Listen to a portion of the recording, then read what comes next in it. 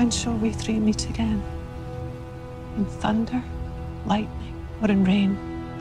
When the hurly-burly's done, when the battle's lost and won. Where the place? Upon the battlefield, there to meet with Macbeth. Fair is foul, and foul is fair, over through the fog and filthy air.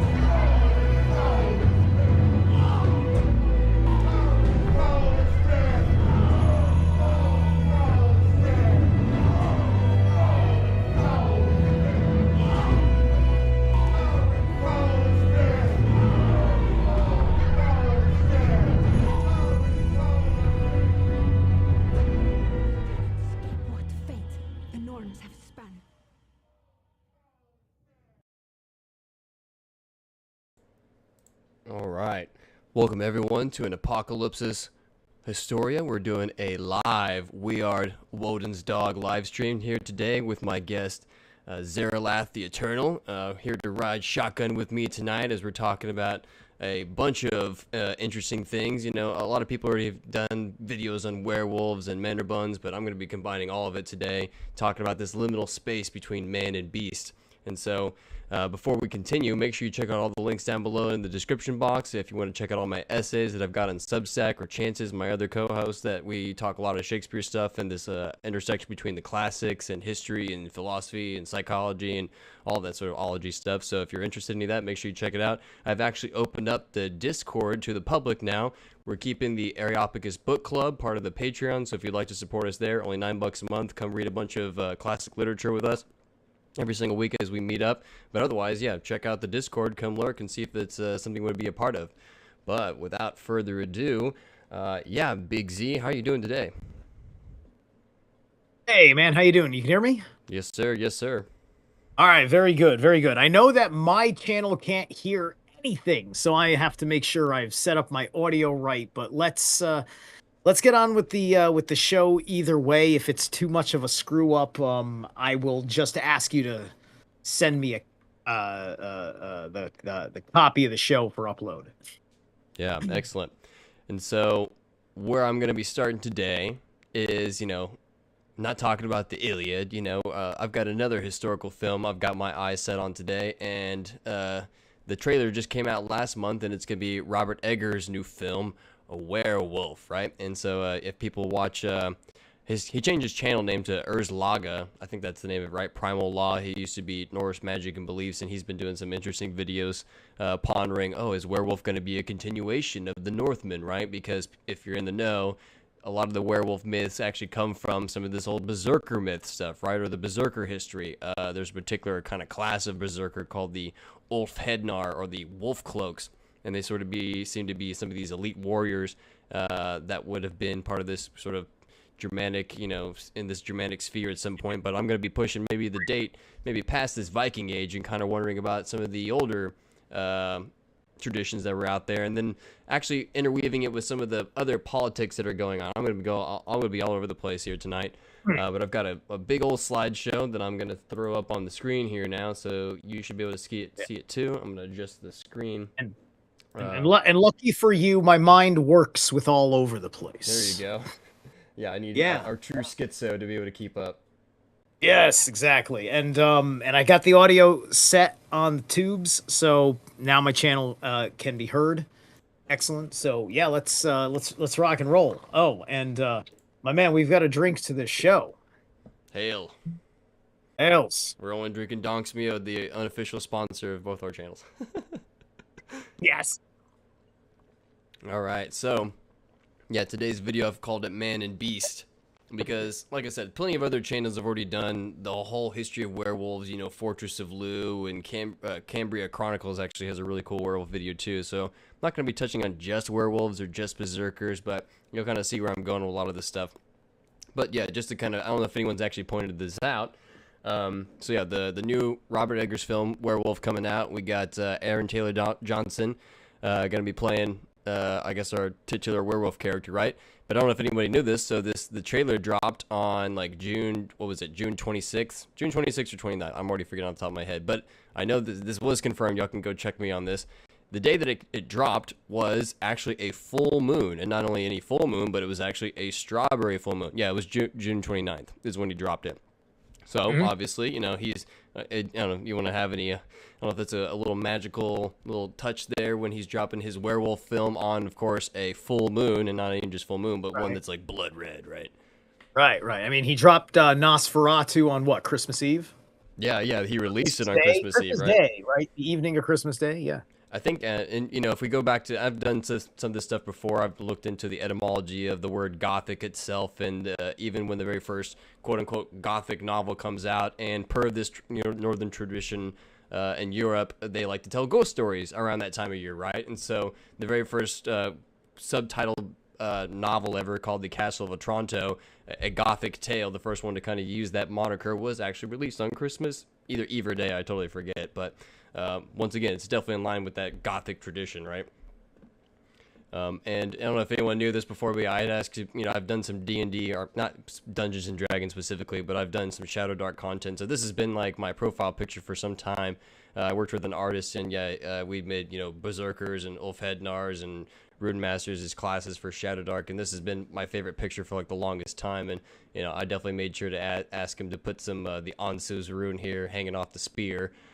For this whole thing, right? Because he's got, and when we talk about Berserkers and Ulfhednars, right? And I'm going to be showing some other images, and this is like the cool version of this, right? So whenever we think of Berserkers, right, they're always got this like the head of the cow kind of draped over the top, and it looks like real badass, right? And I'm just going to be like pushing back against that, because there was an artifact that I found that actually Norse Magic Belief, or Uzlaga, actually talked about, that kind of made me change a lot of my opinions on, not to change my opinions, but just made me ponder a lot of stuff. So let me just show you some scenes here from the new werewolf movie, because it's actually going to set up a lot of my arguments where I'm going to go from here later on.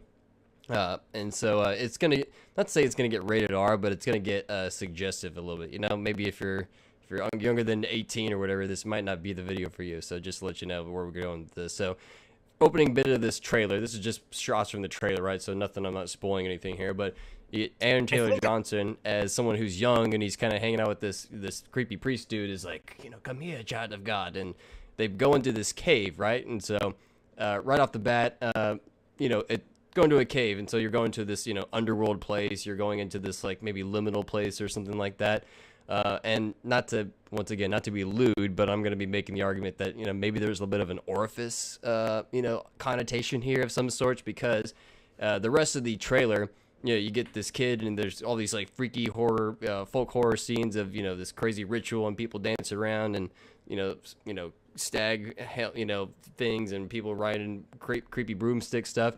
And there's a shot really quick when this is the hood of a wolf pelt, right? And so this kid's like on all fours, and they're entering the wolf head from the bottom of the shot, right? And this person in this position is kind of in a compromised position, right? And I don't know if there's something suggestive, right, of this wolf pelt entering from the bottom of the frame, kind of going, dare I say, like into somebody in a sense, not just obviously the spirit of the wolf, blah blah blah blah, but I just wonder where this movie's going. And some of the last shots, so you see him kind of in pain or sort of in trauma, right? And then the very next thing, before it kind of shows you like a time skip, you get this shot right after that. You see him screaming, and then you see him have this kind of 1,000-yard stare. And if you know anything about the 1,000-yard stare, right, from people in war, or people that have been abused, or people that have had significant trauma, this is what it kind of looks like, right? They've now completely dissociated, right, of some sort. I don't think you necessarily need trauma. I mean, like, somebody pisses me off, I'll give them that look. Yeah. That's good. Yeah, exactly. Yeah, that's good. That's a fair point to make. So yeah, this is just some of the imagery that I was kind of wondering about this sort of stuff as we go along. And so once again, even in this movie though, right, they're kind of putting the snout of the pelt over it. And, when we think of something badass, right, when I show you my original picture here, yeah, we kind of have over the top.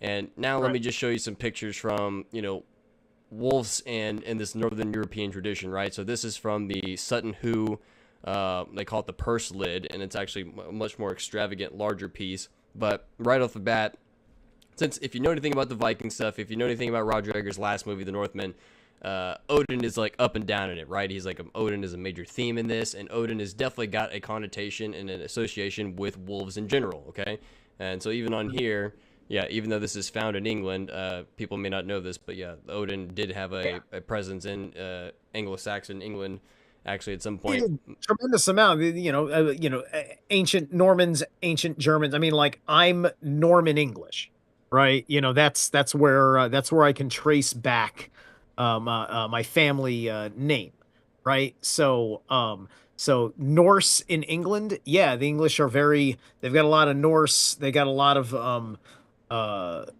of German as well, and then Germans give you Wotan, who is also one-eyed god. It's the one-eyed god motif is almost there's almost nobody else out there that's got the one-eyed god motif but us, right? It's the wildest thing, right? Which is also it's part of what makes me think, knowing a thing or two about Islamic lore, where their antichrist is a one-eyed figure. Right? Interesting. I didn't know that. So I think that they've baked into the cake a hatred of the Northmen. Interesting. Honestly. So yeah. But yeah, they would fear. Remember, they hate dogs. They hate fucking dogs with a passion. Dang. Yeah. Wow. These are great points to make already right off the bat. So, yeah, I did not know that. Yeah, I totally did not know that their antichrist as a one-eyed figure, dude. And not even just a one-eyed figure, because it could be the Dajjal. Yeah. Oh yeah, you're right. Yeah, I've heard of that term actually. And because there's other like one-eyed figures in like Celtic. I want to say like the Irish, right? There's the Balor guy. I want to say that's I think that's his name. This like people don't understand. This is Iran, right? To 12er Islam. That's what they're talking about, right? And so, yeah, just kind of showing that people think that, yeah, this might be Odin, and that he's known to have two wolves that are usually at his side, Gary and Frecky, right? So correct. Greed and frenzy. And if we continue on, here's just like a higher resolution. I just think this thing is so cool. Just like the intricate metal work that they've kind of done, and how they've inlaid the amber and the crystal and all this other sort of stuff. Man, it's just like so cool. And now these are from the Torslunda plates. This is from Sweden, right? I think is where it was. And here's where we get some more scenes of, this. So this is the famous spear dancer that we were kind of talking about earlier. And here people think that, yeah, that this might be Enulf Hednar, right? This might be a guy with a, wolf pelt head, sort of thing. He's kind of drawing his sword, and, definitely lots of spears kind of going on. Maybe these guys kind of have like boars or something, or maybe there are other wolves. I forget what it is. Same thing here. This guy might be flanked by two wolves as well. This is just, kind of showing that there's a heavy association with the warrior tradition, and as well, with the wolves. And this specific one is definitely going to be a major inspiration for, here's this, a little closer there. I think this is also supposed to be like the two ravens too, right, on top of his head. So when people think it's like a horned helmet, it's actually like, the two ravens that are actually meeting. Another Odinic motif. Okay. All right. Oh, that would also make sense with the winged helm. Yes, right? Yeah. Yeah, people have said, it's actually two birds instead of horns or whatever. And so here's just like a modern rendition. Just showing Odin, obviously the spear, and obviously the wolves. And even if we go back to the very, very top right, in this trailer, you don't see Aaron Taylor Johnson with a spear at all. But boom, he's got his spear here. And that's obviously why I put it in there too. Just because, I made this, we did this thing like 3 years ago now or whatever. But let me just scroll down. Like that shot though looks so like that shot better be in the movie, because my imagination goes with that, man. Right. And remember, those are white wolves too. Yeah, and and I think that we'll be talking a lot about not just wolves but dogs, right? Because so much of the human history is tied in with the dog. I feel like that humans are just as human.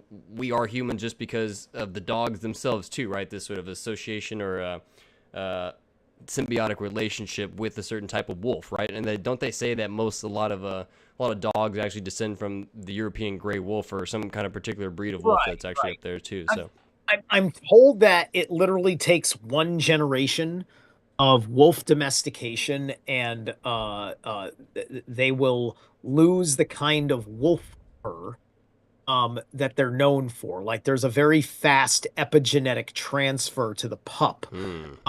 that's basically the beginning of the canine process.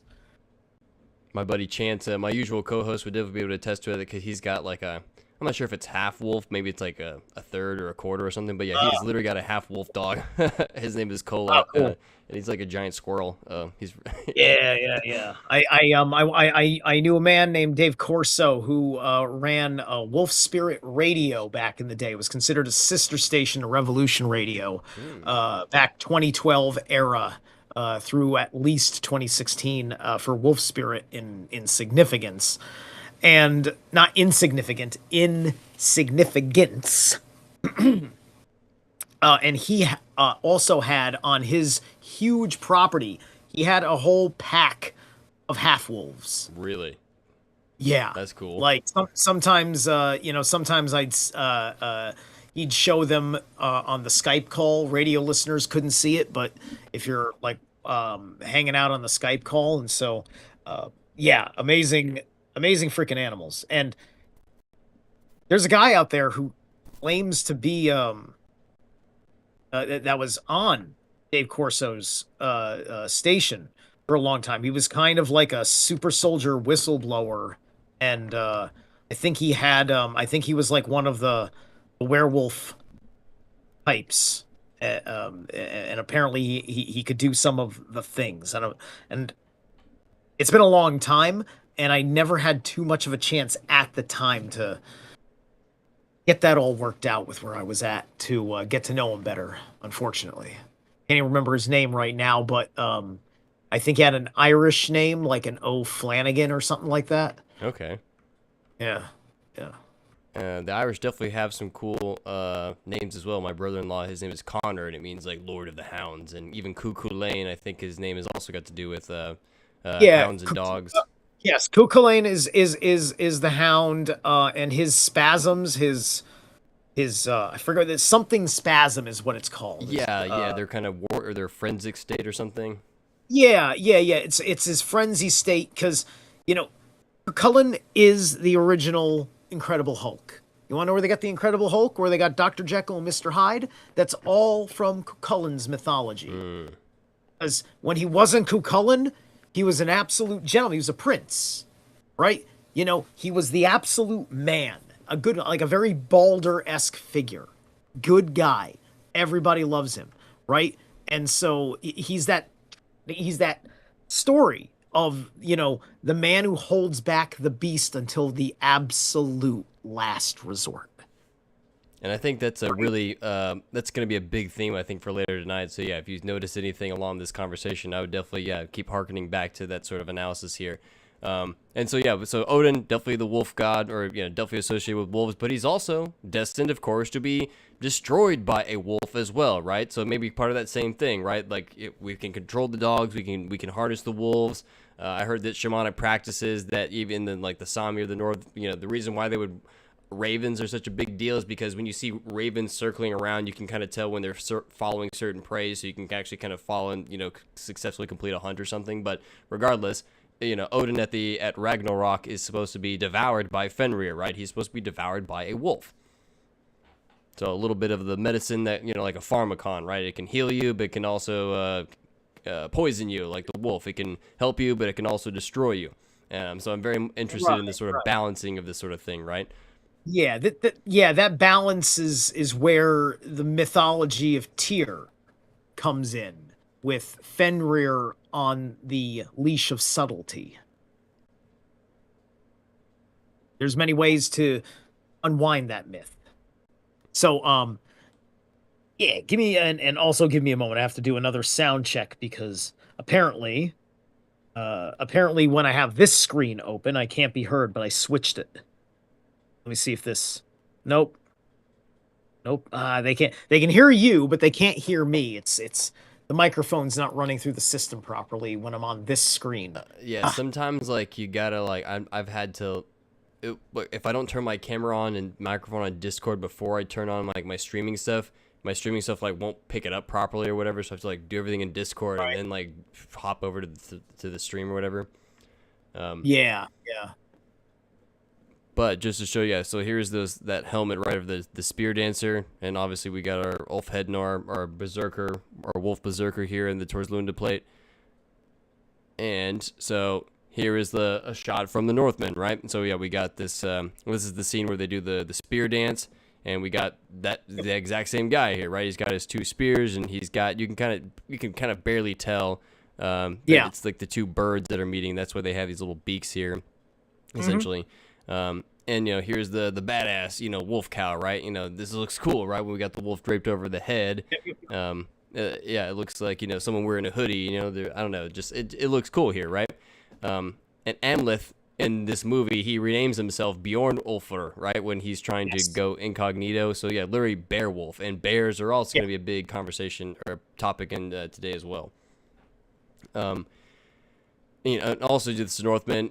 If people didn't know this, that it's very much like Hamlet set in Viking period, and I totally even missed this, but yeah, even Amleth is, people will say that this word is Amlothr in the original in Saxo Grammaticus, but it's even got, so it's ODR or OTHR technically, but that's Hamlet is derivative or partially derivative of this story, which is why it hits all the beats. Exactly. But even Amleth's name, Amma, which means like to vex or frenzy, and then Oder, literally for the first part of Odin's name, is actually embedded in his name as well. So Amlothr is how you would actually spell it, and not just Amleth. This is a more anglicized version of it, but Amlothr, ODR, THR, Othornar, is the first part of Odin's name, right? Which just means, also frenzy or madness, right? And what he does is he plays, in this movie, he's doing the Greek, where we get the word irony from, ironeia, which is a character that pretends to be dumb in order to essentially outmaneuver other people, right? That's what he does the whole time. He kind of plays dumb. He kind of plays like a mute, or he kind of plays like a big, oaf, because he's trying to enact his revenge. And so I've got some of the other screenshots from other Norse tradition stuff, right? We've got the Volsunga sagas. We've got two characters, and Sigmund and his cousin Sinfjotli. They find wolf skins when they're outlaws at some point, and they put them on, and they become cursed essentially with lycanthropy, right? They turn into wolves, and that they kind of get stuck in it for a little bit, is I believe how it goes. And yeah, just once again hitting this constant motif of this imbibing some of this wolf energy, right? We've got this clan called the Wolfings or Eeflings. They're actually part of the Beowulf saga as well. Some people think even the Ace Anglian Wolfings is related to all this stuff as well. So yeah, people definitely calling themselves wolf people, wolf that, and obviously wearing wolf skins left and right.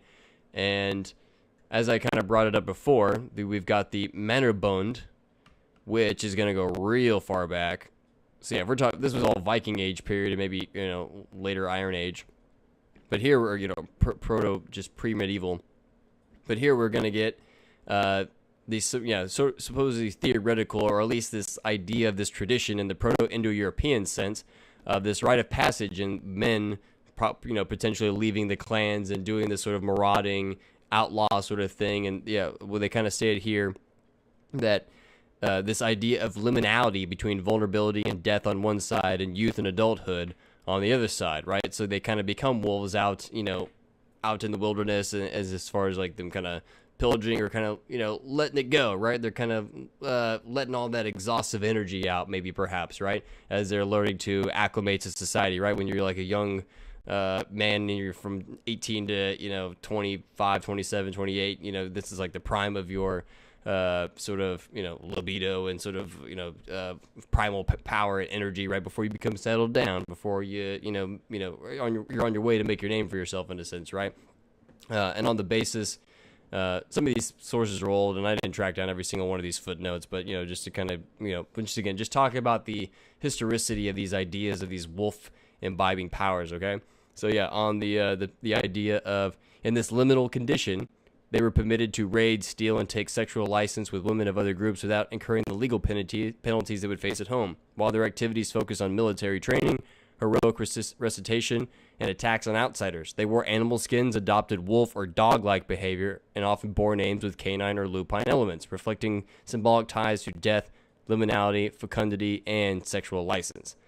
And so, yeah, just the idea of this warrior ideology is always associated with, donning the wolf skin and partaking like a wolf. And also, but you're also in a pack, right? Wolves are not solitary creatures. They are social creatures. And so I think that's all really fascinating as far as tracing these ideas that have, once again, are very, very, very, very, very old potentially. And I'm hopefully going to be proving it even further with all these other sorts of cases I've sort of found. But once again, we're talking about, this is the cool version, right? Yeah, men are bun, wearing all this sort of stuff and wearing the wolf pelt over the head. Like, this is badass, right?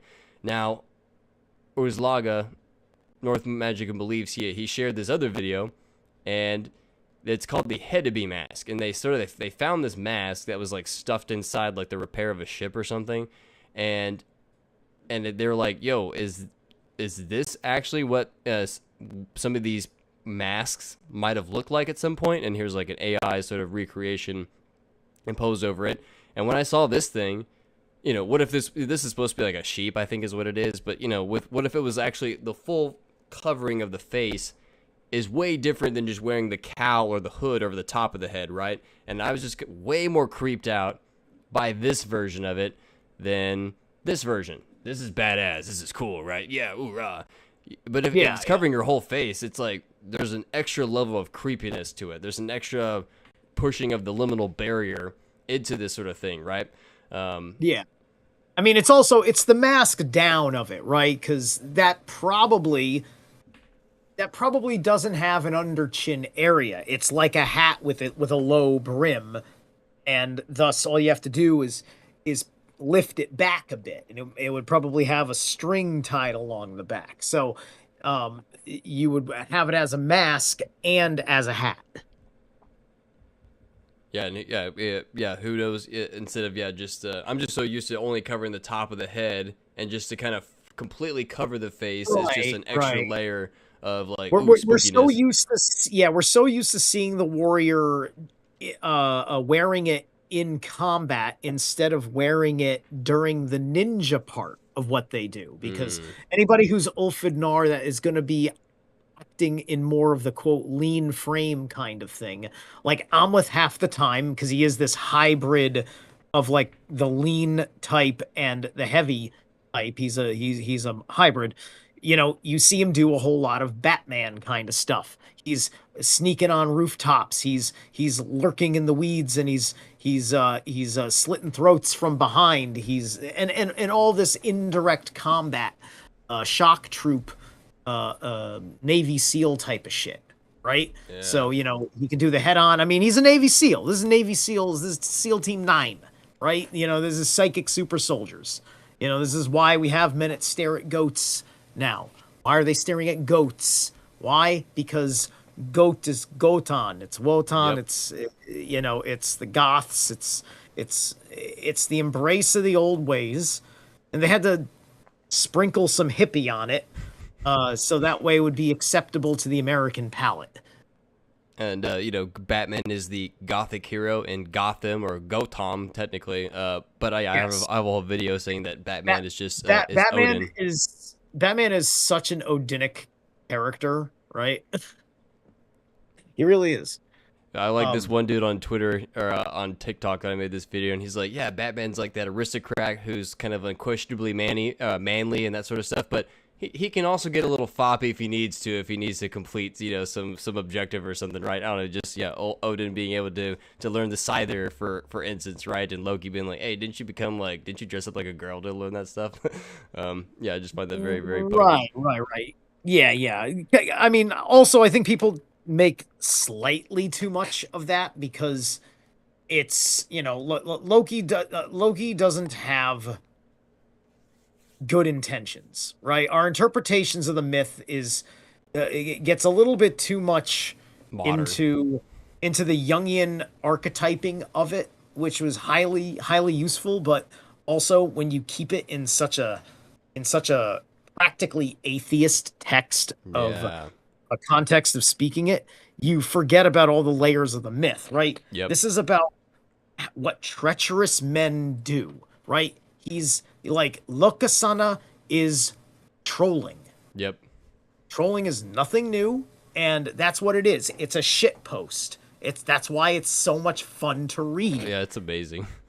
Right? Yeah, exactly, right? So, yeah, he's, so Odin's not womanly. He's just trying to poke at any human insecurity that he may have because of the stigma of the fact that he's got an interest of use to him that is also something that the ladies do, but it doesn't mean that he's ladylike in any fucking way. That's just like if I told you I knew how to sew, would you all of a sudden think I'm ladylike? No, but now some shithead out there says, oh, Steve knows how to sew. They start making memes of me dressed up like fucking Barbara Bush or some shit. Like, this is the joke, right? That's all that it fucking is. And it's a different kind of actual lesson being taught about, like, don't be a bitch. Yeah, exactly. I totally know what you mean. Somebody's gonna call you a bitch, and you're not gonna, and you got to deal with it, right? Without losing your cool. Yeah, right? Exactly. And Odin everybody dealt with Loki shit until Thor showed up, because Thor wasn't even there. Yep. And Odin's even replied to him, Loki's like, oh, did you just look like a girl and do all the girl stuff to learn the girl magic? And Odin's like, did you get run through like a girl, like a whore or something? He kind of says something like that. Loki has given birth as a female twice in the mythologies. Sleipnir and ogresses, aka evil witches. Yep. And so when I saw this mask, when I was, once again, this is even just a sheep one. This is not even a wolf one. So maybe the wolf ones actually did look more badass or whatever, right? But when I saw this and I saw this sort of stuff, I was like, wait a second. This just reminds me a lot more of modern stuff, right? So it definitely made me think of, like, this is more of like a furry looking mask, honestly, if I had to kind of put a place to it, right? And then I definitely thought of this event that happened earlier this year, okay? So in case people didn't hear, there was this event that happened at Mar-a-Lago that I guess the Trump administration kind of half put on, and they were celebrating canines and like law enforcement or something, right? But the way that they thought they would do this is like host it at Mar-a-Lago and have these people in 18th century garb and wearing dog dress or dog masks the whole time. And so yeah, you see these clips of these people dancing around and greeting people and being a part of this whole celebration. And instantly the public was like, hey, this looks like, two things. It's actually two Stanley Kubrick things, right? They're like, hey, this looks like, it looks like that scene from The Shining, right? Where it's in the book, it's a dog man. In the book, The Shining by Stephen King, but in the film, they definitely more have changed it to a bear. Although I've seen it tested that people have also thought maybe it was a walrus or something, which I could definitely go into a little later too. But there were people like, yeah, this reminds rich creepy people, doing this sort of out of touch event or whatever, right, with the public, and reminding me of not only this but also kind of the mask stuff from Eyes Wide Shut, right? So it's almost like a weird combination between the two aesthetics here. And not to get too off derailed here, I really like this color palette that someone found, and I was definitely someone pointed out the other day to me, was like, oh yeah, see, it's all the Tyrian purple stuff, and people can go check my Dionysus and Milk, Honey, and Purple stream that I kind of talk about all the Tyrian purple stuff. But even this color palettes down here, this is the famous scene at the end of Eyes Wide Shut, or near the end anyway. But here's a thing of the Tyrian purple colors, but even this sort of palette of these like tans even remind me of the colors of the mollusks themselves, actually. So I feel like it's the whole aesthetic is right here, which I thought was really interesting. But once again, people are just associating, like, they see rich people, out of touch, aristocrats putting on this event, and it's obviously people are like, oh, this is dystopian or yada yada, right? And it looks like Eyes Wide Shut. It looks like Eyes Wide Shut. But I was like, this reminds me of The Shining too, right? Just because of this particular mask. That also, I know some poor people that will go out of their way to do that, right? Like like there's a way that whatever that is, there's a cheap version of it that looks exactly as good, because that doesn't register to me as inherently rich people. Because if you find a beautiful hotel, you can work out your whole thing, or like some sort of civic center thing, because I've been to a bazillion comic and anime cons, right? Where, like at the very least it's cosplay, right? Which, I watched the rise of furry culture from seeing that stuff popping up at anime cons, right? And it was just something that I just stayed away from. I was just like, what are they doing? It's I kind of hated watching like all of pop culture get infantilized. Yeah. And then I Yeah. really understood the infantilization when I saw how people aimed to act at the lowest states of the pandemic, right? Like Yeah. adults and young adults, like old people and young adult, all these other kinds of people, all of them acting like what I was just like, you guys are all acting like you're grounded, like you did something wrong, Yeah, so right? true. And it maybe bringing You're back acting like God is very cross with you and right bringing it back to that neotenizing effect, right? Turning we're all children of the state now, right? But in this scene, the whole, for people who don't know the context, this movie comes out in 1980, so I think it's very interesting that we're already getting this sort of register all the way back here. And people point out to other cartoons, like a Japanese cartoon that was part of this furry thing, or even people point out to the Disney Robin Hood film has also been sort of an inspiration for some of this too. But in case people don't know, Danny, one of the hidden sort of suggested themes or this part of the scene is that this bear motif is kind of propping up a lot in this film up until this point, and this is like during the climax of the film when all this crazy crap is going down, and Wendy, the mom, like looks down the hall, and you just kind of see this happening real quick, and so people have been like, "What is this?" And but Danny, the little boy in the film, is always kind of juxtaposed with bears all the time. Where he's carrying a bear. When he first has his fainting episode at the beginning of the movie, he's like lying his head down on this like bear rug thing. Even the elevators, the famous elevator scenes with the blood, it's like the two little dials at the top, and the mouth kind of looks like bear. At least fairly similar with especially the brown rug pattern floor. So people and granted, like that's a security blanket thing, right? Yeah. When I was Danny's age, my parents got me a stuffed Clifford the Big Red Dog, and that was cool. That was like the coolest thing to me, and I slept with it like every boy Danny's fucking age, right. And in hindsight, Big Red Dog, and now I'm not just an Odinist, but I'm really a tierist more than an Odinist. I just say Odinist because everybody knows the word Odinist, and that's more over encompassing. But but before, like, the first god I really leaned into was Tyr because of my childhood upbringing and how much I saw what was there, and what I now needed to process from what was there in my childhood, right? Because I was a bad kid, man. I was definitely Fenris off the chain. I'm a little berserker. I'm throwing temper tantrums. I bit my teacher once. Teachers had to sit on me to calm me down. They put me on lithium and things like that. Oh my God. That's what I came out of. Unconsciously protesting Robert Maxwell's curriculum. Yeah, right. Yeah, exactly, dude. Good, fair point. Yeah, That's what it Pergamon was. Press, man. That's what it fucking was. Yeah, okay. dude. It totally was, man. And so you're bringing an excellent point. Yeah, just about reacting against this world that is unnatural in a sense too, and so we revert to things that obviously comfort us. And there's this sort of the motif, and this scene is actually in the book Stephen King, but you get more exposition about who these characters are actually, right? And so this person actually has this character fleshed out, but when in Stanley Kubrick's The Shining, it's only here for like a split second.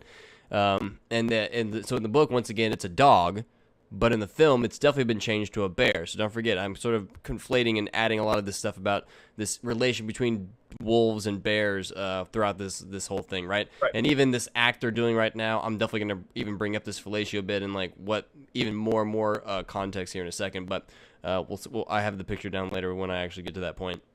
So all the Tyrion purple stuff. So here's like some of the furry stuff, and once again in this scene, this comes out in 1980, right? And so this is obviously it's definitely a sexual act, And I just kind of have some, once again, I didn't really source down any of these quotes here, but just to kind of show that there's definitely a sexual angle with the whole furry community, at least in some sense, right? Some people are like, oh, it's not just this or that, but you know, they even have like some statistics here that, according to 4 different surveys that I didn't really follow through and read, but conducted from this time to this time, 14 to 15% are report homosexuality, 37 to 52% bisexuality, 28 to 39% heterosexuality, and 3 to 8% other forms, right? So it, and other, 76% were in relationship with another member of the furry fandom. And so the whole point is that, and once again, I'm not like even judging anybody about this sense too, because people I think are reacting to something, you know, going on with their consciousness or the psyche that's a real thing, right?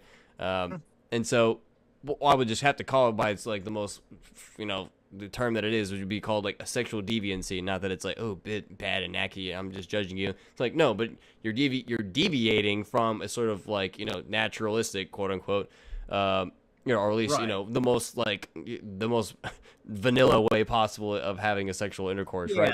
And so it's, a lot of parents were happy with the imprinting of all manner of things, right? It's just excuse me. You know, it's just as a man who had a lot of entertainment interests, like a lot of more nerdy type people, you know, so like you know, I definitely was into things I thought were really good on Cartoon Network, especially if I saw that and I said, well, I like this and I'm glad that there's kids that like this, right? You know, and so, you know, back in the day, Cartoon Network had all this amazing shows, you know, whether it was Dexter's Lab and all that stuff. There was a whole era by a handful of animators that were part of like this flagship. But then a new generation came in shortly after Codename Kid Next Door, and that's when the message came right in, and all sorts of shows with all sorts of really creepy things or cringy things or things where it's like, oh my god, right? And so you know, like Steven Universe, like the fact that my name's Steven, and at the time I'm still a fat guy. I'm a metalhead. I'm not like him, but he's like this softy fat guy, and then he's got all these amazing action women around him that are special crystal entities, and they're all lesbians that conjoin themselves as crystals. So it's the new age witchyism is in there and all that stuff. And I'm just like, all right, this is cool education on like crystal energies through personality stuff and all them, you know, there's some interesting metaphysics going on in here, cool lore, but this show just wants to be outright only for this. And then too many shows were like that. The show Uncle Grandpa, he had a waist pouch that was a slice of pizza for the buckle of the waist pouch. A big slice of pizza that was hanging right over his crotch, and he would pull stuff out of the pizza pouch. And nice. I'm already aware, way before the way before the Clinton files, the Epstein files, about pizza code word, because I've been studying conspiracies for that goddamn fucking long, and I'm like, whoa, that animation ain't fucking right. That show is all wrong. Yeah. Right? And, so, no, Nickelodeon's also loaded with all that stuff, These are the mind control shows that have engineered this, combined with how society has dehormonalized everybody. Right. Or hyper-hormonalized, too, in the complete opposite, too. Hyper-hormonalized in imbalance, and then overstimulated while under-satisfied. Yeah. Right? Because of the incel effect. Right?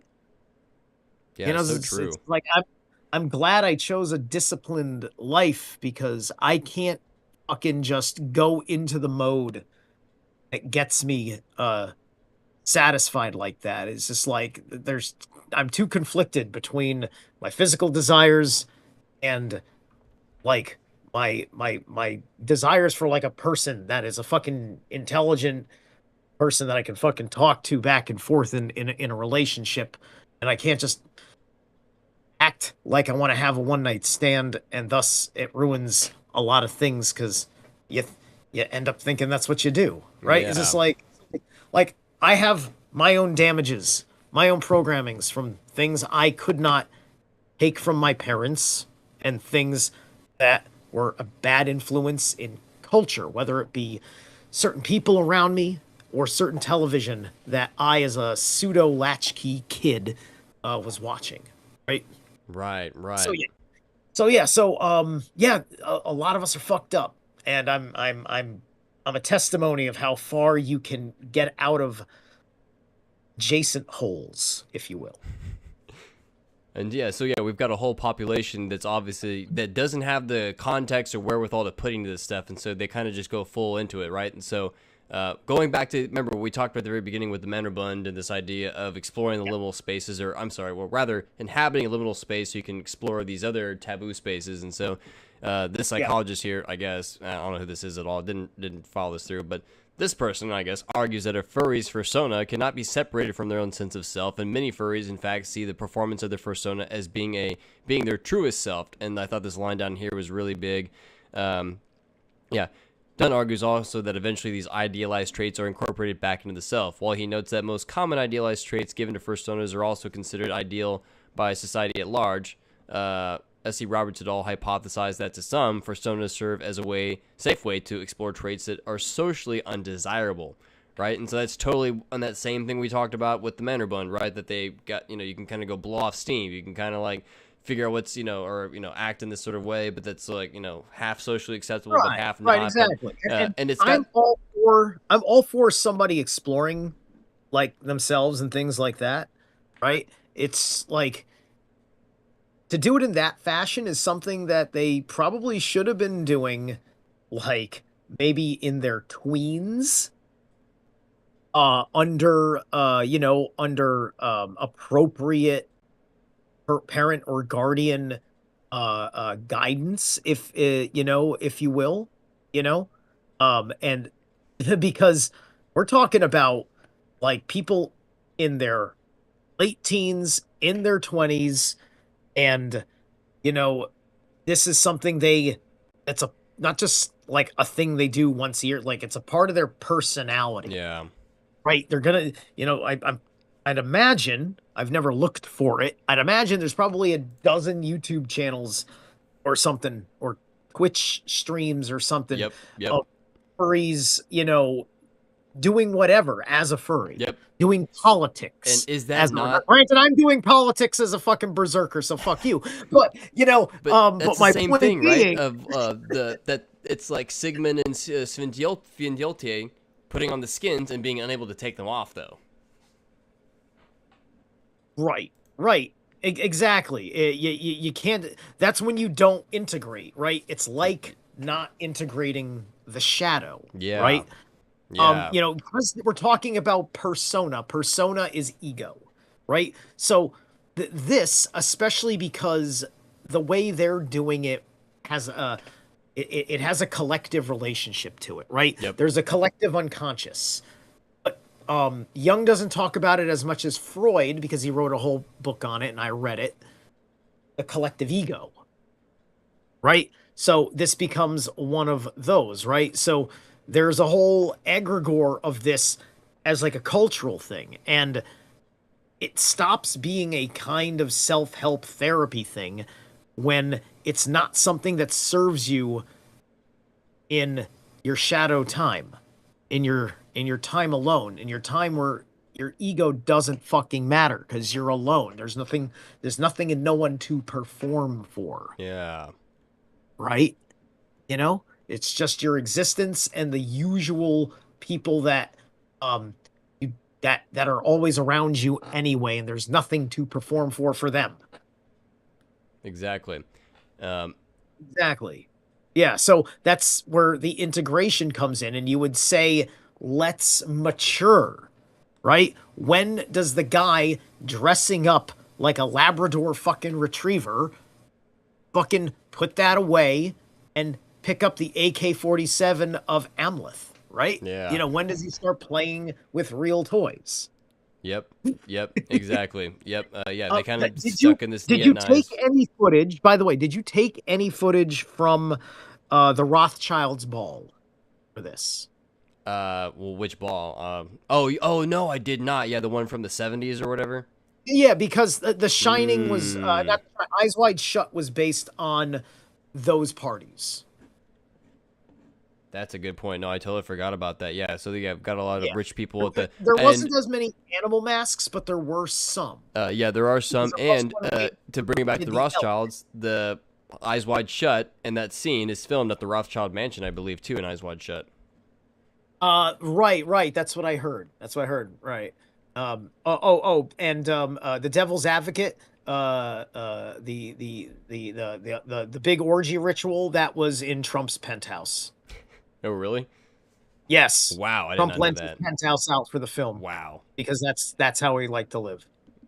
Interesting. And so just a quick tangent here, because we're talking about The Shining, we're talking about all this stuff. When I saw this too, and I was looking at this also reminded me of something else. So this comes out in 1980. The Rothschild stuff is in 1978, I think is when it was. But I also reminded of the Beatle costumes from "I Am the Walrus" from the Magical Mystery Tour album. So they're wearing these costumes in the front of the album cover, and then they're wearing them for the music video that they do for the song, right? And I was like, yeah, these masks and these outfits look eerily a lot like the one that Stanley Kubrick used, just like, just the way that they're molded and all that sort of stuff. And so this is actually from, they got their costumes from this place in London called the Theatre Zoo, and it's like a specialty costume shop, and you can actually find this footage of them making their masks. Very, very short. Here's actually one of the Theatre Zoo ones, and I don't know if y'all if I'm stretching it too far with how it kind of looked, and I really tried to hunt it down, right? So here's the one from The Shining again, right? And then here are the ones from the Theatre Zoo. This is the place that they rented it from. They're very lazy, like it's a pajama costume, which is what the furry costume is, right? It's just a onesie because you're just naked with fur. Yeah. Right? Yeah. That's the thing. It's the ironic mirror of nudity. It's like you're completely not nude, but your costume is nude, but it's also covered in fur, so you can't see anything, just like with any furry animal.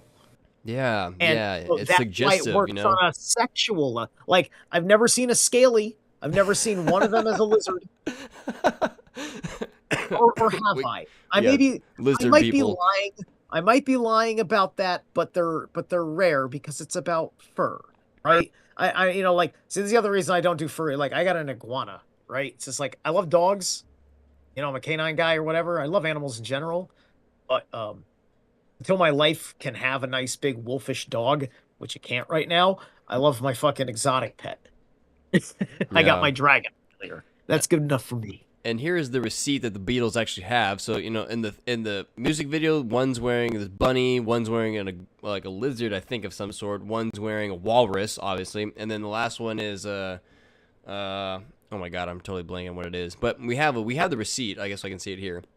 We have the receipt that they have, and so the gorilla. Paul's wearing the gorilla, I think it is. And so, but if you notice what also they did rent a wolf too. I guess they just didn't use it, but they did rent it. And so I was really, really trying really hard. I was like emailing the Stanley Kubrick archives. I got a hold of someone, and I found all the different boxes. And I was like, "Can you check this box? Check this box. Is there any?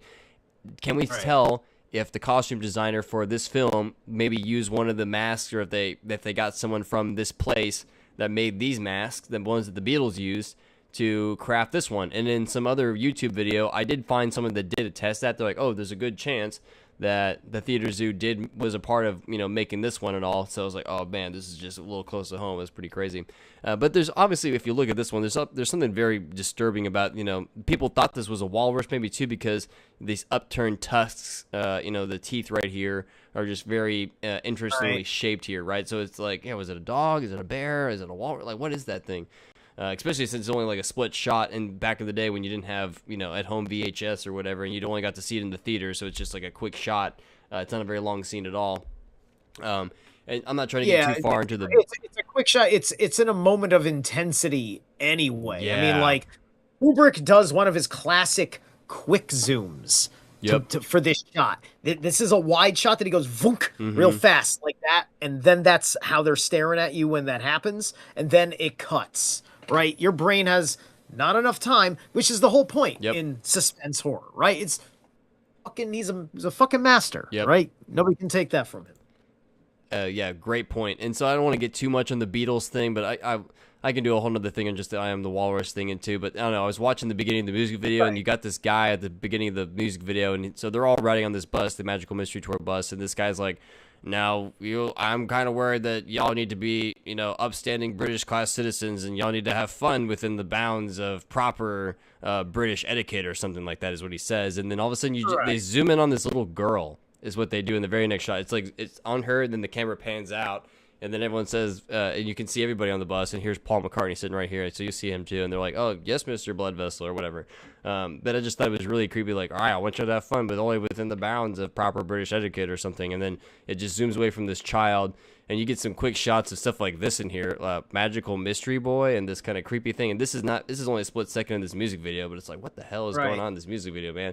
I don't know. That's and I think that's George. That's George. I think that's George Harrison, right? So I don't know. There's just some weird stuff going on in this music video, but I didn't want to tangent too much on this. But yeah, there's something bizarre about it. I haven't seen this music video in ages, so I can't give you any de-occultings on it right now. Yeah, I don't want to go say too long on it, but I just wanted to kind of touch on it since I was thinking about their costumes. And man, if anyone can help me prove that if the Theater Zoo or anybody of their designers were part of the Kubrick film, that'd be really crazy. So.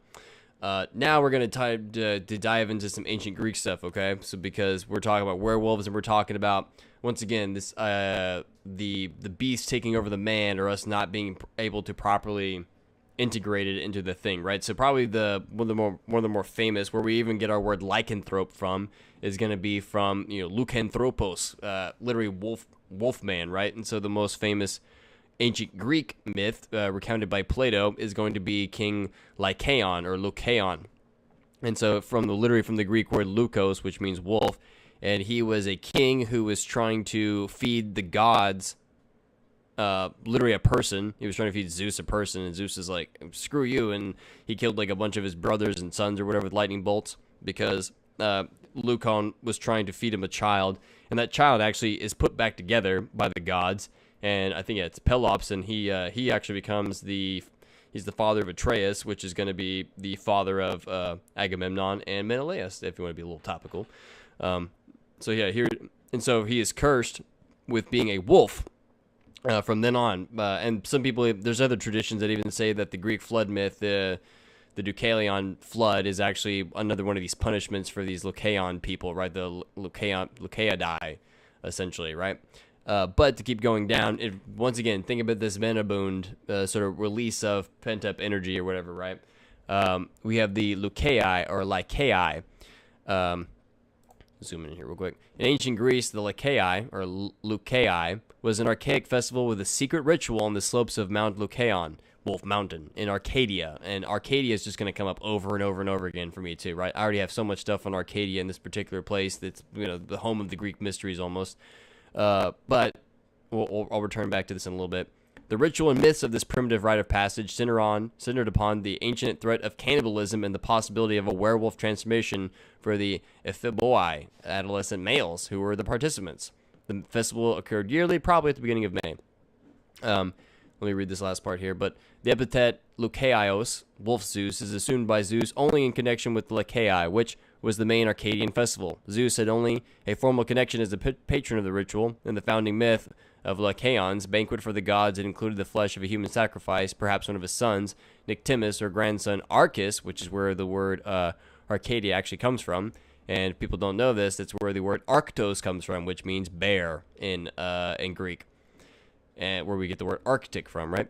Zeus overturned the table and struck the house of Lycaon with a thunderbolt. His patronage at the Lycaea can have been a little more than a formula. Long afterward, in the 3rd century CE, the philosopher Porphyry reported that Theophrastus had compared the sacrifice at the Lycaea and Arcadia with Carthaginian sacrifices to Moloch. I need to follow up on that. That's kind of interesting. And this is going to be also mirrored in another Roman tradition, the Lupercalia, right? So pretty much the very similar kind of deal here, right? Kind of people letting loose a little bit. And remember, we've now learned that Moloch, who maybe today has egregored itself into a demon, was not a ancient Sumerian demon. It was a term for the kind of sacrifice offering that it was, and that he may mean that it was like a Moloch to Baal. Yes. Effect. I think because Moloch, we think of it as the deity, but I think if you go to the Semitic, Moloch is actually the process. The literally means like it's the burning or whatever, right? But it's actually like the process of it. Not that it was like Moloch was the being, but it was like the method of offering the being itself or whatever. Yeah, exactly. Which as a burnt offering, it qualifies for the term Holocaust. So you are your Moloch is a holocaust unto the god, whatever burnt offering that it is. Unfortunate that sometimes it was a small person. So we have here the Lupercalia. Once again, Luper from lupus, I think is what it is. It's going to be the word in Latin for wolf, right? Here we've got Lupercalia. Lupercal was a pastoral festival of ancient Rome observed annually on February 15th to purify the city, promoting health and fertility. Originally known as Februara for purifications or purgings, after Februum, which was used on the day. Yada yada yada. So once again, this purging, or maybe they're saying purging, but maybe we'd also like to say integrating, right? Or at least we're trying to either let off some steam, or we're trying to work out these sort of psychological pressures, right? Whether it be like in some cases we've been touching on, it's like a sexual kink or something like that, or a fetish that needs to sort of be psychologically unburdened. The name Lupercalia was believed in antiquity to evince some connection with the ancient Greek festival, Arcadian Lycaea, wolf festival, right? Latin for lupus, and the worship of Lycaean Pan, assumed to be a Greek equivalent to Faunus, as instituted by Evander, who is apparently an Arcadian, who is one of these. I just learned this the other day. So Evander is Arcadian, who is maybe one of the people who started a colony in Rome. And if we're talking still about wolves here, the statue stood at Lupercal, the cave where tradition held that Romulus and Remus were suckled by the she-wolf, Lupa. The cave lay at the foot of the Palatine Hill, on which Romulus was thought to have founded Rome. The name of the festival most likely derives from lupus, wolf, though both the etymology and the significance are obscure. The wolf appellation may have to do with the fact that an animal predator plays a key role in the male rites of passage, just like we talked about the manor bun at the very beginning of the stream, right? Yeah. So lots and of there's a cognate between Romulus and Remus and the mythology of Cain and Abel, which gets us into cannibalism, which is part and parcel for, I think back then, because of such primal times that it was, that if you were of Ophidnar kind and you let the wolf get out of control, you probably became a man-eater. And then you'd be riddled with Kuru, and you have feral demonic superpowers. So you've got to be put down or exiled. Yeah. And so here's just some motifs there, right? Here's them where they're being suckled by the she-wolf. Lupercal was just the cave that they were talking about, or whatever, right? So here's another one from ancient Greek. We've got, it actually becomes a goddess, but it's called Lusa or Lissa, literally meaning like mad rage or fury. Lissa was the goddess or personified spirit of mad rage, fury, craze, frenzy, and an animal's rabies. But if you've seen, whenever you see her, so in this scene, she appears as a woman dressed in a short skirt and crowned with a dog's head cap, representing the madness of rabies, right? So some people, when you're kind of foaming at the mouth and that sort of thing, that, you're possessed, or, and that's why it's associated with dogs and that kind of stuff too. But her name, some people will attest. Let me open up this link real quick. She might be cognate to one of Odin's Valkyries. I think one of the Valkyries is kind of like a goddess of frenzy, right? And so here we've got Gregory Nagy here. He just did an interview actually with Jonathan B. He's like a YouTube philosopher. But anyway, He attests that the Greek word that I translate here as wolfish rage is lusa. And so in ancient Greek, the Y, oh no, it shot me out back to the beginning. The Y is how it would basically be a U, so lusa, which derives from lukos, which I said earlier, meaning wolf, and which refers to the martial fury experienced by two of the foremost heroes in the Homeric Iliad, Achilles and Hector. And the hero Achilles also experiences such fury in the drama Heracles of Euripides, but in this case it is evidence that we cannot, strictly speaking, describe this rage as martial, since the fury of the hero is directed here not at his enemies. There is then a larger question, what is exactly wolfish about this rage experienced by these heroes? Here's a comic about Pluto foaming at the mouth, and you know, the mad dog and rabid dogs and rabies and all that sort of stuff, but let me just skip down here. Right. The meaning of Greek word lusa as rabies has been fully explained in a dissertation by Roger C. Geragioli. As we see from his explanation, Greek lore about dogs becoming rabid and thus becoming mad dogs is connected with traditional ways of comparing the warriors of myth with two kinds of canines, dogs or wolves. The unifying structure I'm proposing is that dogs, wolves, and warriors form a triad in which the dog and warrior are opposed to the wolf on the principle of culture versus nature, or tame versus wild. But the dog and warrior may cross the divide from culture to nature, becoming like the wolf. What kinds of warriors then can do this? Let's see. The kinds of warriors who are comparable to mad dogs are modeled on the god Ares. He is the god of war, but he is also, more specifically, the god of martial fury. In war, where Athena is obviously the more tactician battle god, right? In war, a warrior who is possessed by the god Ares experiences a kind of martial fury that is typically bestial. The Greek word for such martial fury, as I already noted, is lusa, meaning wolfish rage. Such is the working translation of Lincoln 1975. Here's that word you were talking about earlier, baby. Comparable is the Old Norse idea of berserker, an Old Irish idea of riostrad, warp spasm, or distortion. Warp spasm, thank you. Yep. Yes. To experience such martial rage or warp spasm or distortion is to be beside oneself, and to be beside oneself is to be possessed. Possessed in the case of Greek traditions by the war god Ares. In the Homeric Iliad, such a state of possession is expressed by this word, lusa, which I translate as wolfish rage. Blah, blah, blah, blah. Let me get to the actual quotes here from the actual good stuff. In the drama Heracles by Euripides, starting at line 815, the female personification of madness, named Lusa, just think of the Y as a U, enters dramatic space. It happens after an evil hero named Lukos, wolf, is killed by Heracles. Now Lusa will possess Heracles and bring about his madness. At line 865, Lusa refers to her own wolfish rage. Tragically, the wolfish rage of Heracles is triggered not in the context of war, as he delusionally imagines, since the victims of the hero's fury will not be the enemy, but his own nearest and dearest, his wife and children. In Homeric poetry, a prime example of Lusa is the description of Hector, when he gets into a state of martial fury as a rabid dog, a lesetor kuon, kuna luce trepa, tera. Comparable is the wording that we read at line 934 is the Heracles, where Heracles is pictured as rabidly foaming at the mouth while he's possessed by the wolfish rage. When Hector experiences his own special moment of wolfish rage, it is said that Lusa literally enters his body and pervades it completely, as Iliad Book 9, 293. Not 239, my bad. After Hector kills Patroclus and puts on the armor of Achilles that Patroclus has been wearing, Zeus seals Hector into the armor, and then the war god Ares himself literally enters him. Do de min Ares, thus possessing him completely. So when Achilles finally kills Hector, he is in effect killing the embodiment of Ares, the god of war. Conversely, Achilles himself is possessed by Lusa in the most intense moments of his own martial rage. All right.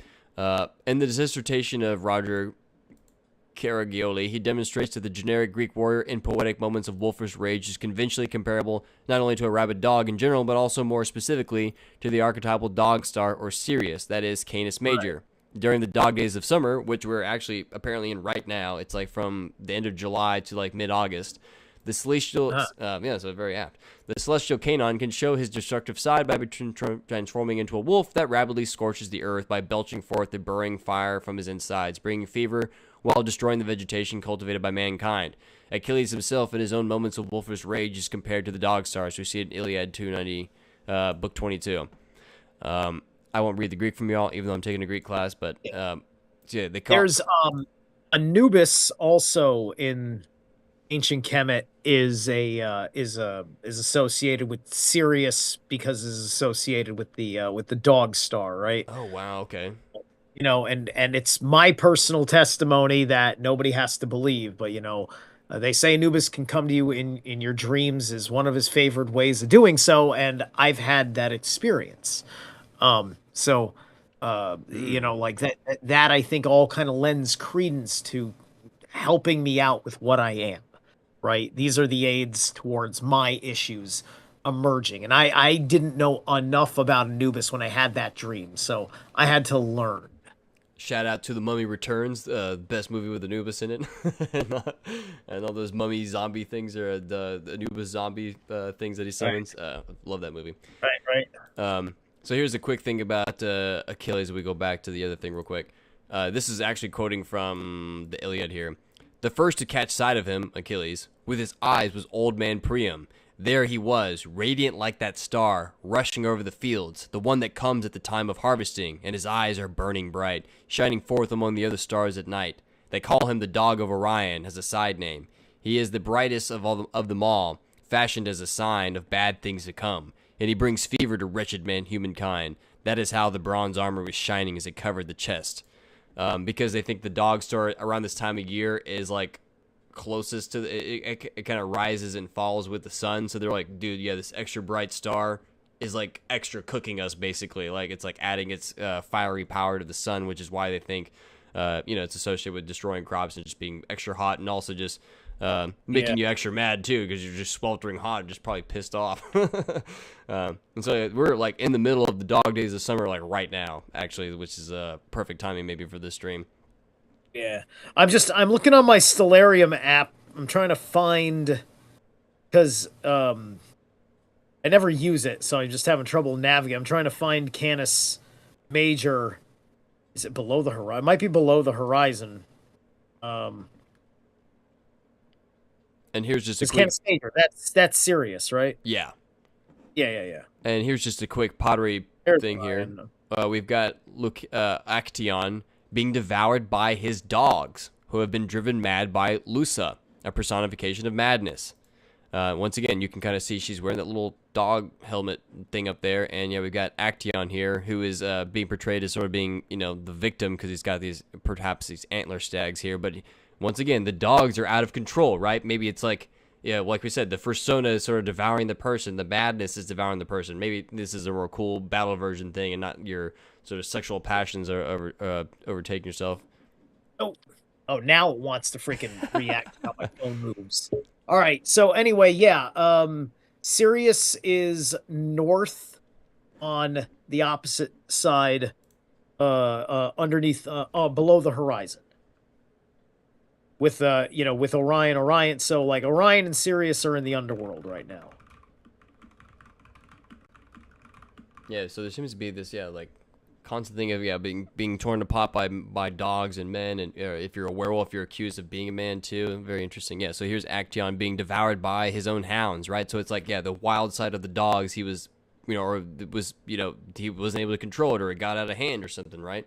Like you said earlier with the Tyr and the Fenrir sort of thing, right? Maybe instead of just getting a hand bitten off and being like, okay, I can give my part of myself of this thing to wrangle this thing. This gets more Odinic though, because Fenrir never turns on Tyr. Right. I'm just saying, like, in the Tyr myth, at least he's got it under control, where like in this one, I'm just contrasting, like, this is like out of control. Yeah, definitely an out of control situation, but this would be more like Odin being consumed by Fenrir in that respect. All right, let me zoom all the way back down in my slideshow. So back still on this ancient Greek stuff. So that was on the Wolfish Rage. Now, I don't know if you've ever heard of these guys. These are going to be these kind of like proto-Dacians, I guess, is what it's be. Because all this stuff that we're going to learn about here, these, you know, obviously everyone knows about the Scythians, and these are basically these like neighbors to Scythians, and so it's all around this like Black Sea area anyway. So they're called the Neoroi. This is from Herodotus' Book 4. The Neoroi practiced the Scythian customs, and one generation before the expedition of Darius It so befell them that they were forced to quit their land altogether by reason of serpents, for the land produced serpents in vast numbers. I don't know if there's a bunch of myths here going on. And they fell upon them in still larger numbers from the desert country above their borders. Oh, no. Until at last they were hard-pressed, left by their own land, and settled among the Bodoni. These men, it would seem, are wizards, for it is said by them, by the Scythians, and by the Hellenes, who are settled in the Scythian land, that once in every year each of the Neuroi become a wolf for a few days, and then returns again to his original form. And then Herodotus has to clarify, for my part, I do not believe them when they say this, but they say it nevertheless, and swear it moreover. So yeah, he says that these people that are near the Scythians practice a lot of the same stuff in this Thracian area Thracian Dacian area that we're going to talk about, that they once every year become wolves for a few days.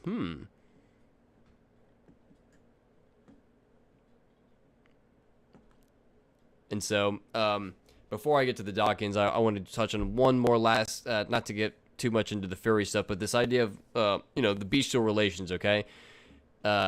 Everyone knows about the Minotaur, right? Everyone knows about Theseus and the Minotaur, but do people remember that the Minotaur was birthed, he is half man, he's half the Cretan bull and half of this lady named Pasiphae. Pasiphae. She was a mortal god, daughter of the sun god Helios, practitioner of witchcraft, pharmakeia. Pasiphae married King Minos of Crete and bore him a number of sons and daughters. As punishment for some offense against the gods committed by either herself or her husband, she was cursed with lust for the king's finest bull. The queen enlisted the help of the artisan Daedalus, Diddy, I was making that joke earlier, who built her an animate wooden cow wrapped in bovine skin. Hidden inside the contraption, she coupled with the bull and conceived a hybrid child, the bull-headed Minotauros. So she literally got inside like a furry suit of a bull, and then the bull went to town on her, I guess. And so that's how the Minotaur was produced. So yeah, I don't know if there's some crazy Indo-European imagery going on there. That was Chance was sort of surmising. Right. Yeah. There's a whole lot to be said about what that makes her as a human mortal woman. As far as that story goes, wait, she is a human mortal woman, right? That's her backstory. She was an immortal daughter, but she is a daughter directly of Helios. But yeah, okay. So she's a demigod. Yeah, she's a demigoddess. Okay, never mind. All right, so as so that makes this is something where an ancient Greek conspiracy theorist who has met the Jews would say, "Oh my God, it's Nephilim." Yeah. Oh, it's the Nephilim. It all makes sense now. Yeah. Destroy Greece, right? This is what happens, right? So yeah. This is like the mythology of the Nephilim, right here. Yeah. You're totally right. Very interesting. And so yeah, then obviously he's killed by the Minotaur. And let me bring this back to The Shining, because in the very end of The Shining, Danny is in the maze. He is in a labyrinth, running away from Jack Torrance, running away from his dad, who is also a sort of like, maybe not literally, but sort of a child-consuming entity in a sense, right? Very Cronus-like, or very much like these wolves gone mad, or like Lycaon or whatever. And he's running away from the Minotaur itself, right? And so, yeah, I like this whole motif. And how does Danny get away from the Minotaur? Me and Chance love talking about this. How does Danny successfully get away from the Minotaur?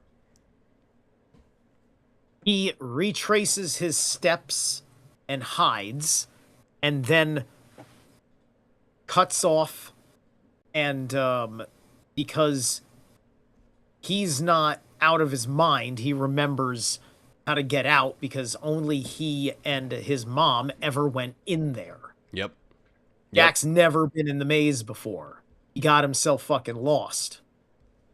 And I love this idea, that he retraced his steps. It's almost like... Yes. And remember, learning about Jack's his past, Jack's last name is Torrance. Oh, yeah, Torre, yeah, Tauros, literally, yeah. Yes. Jack is also... put it all right in there.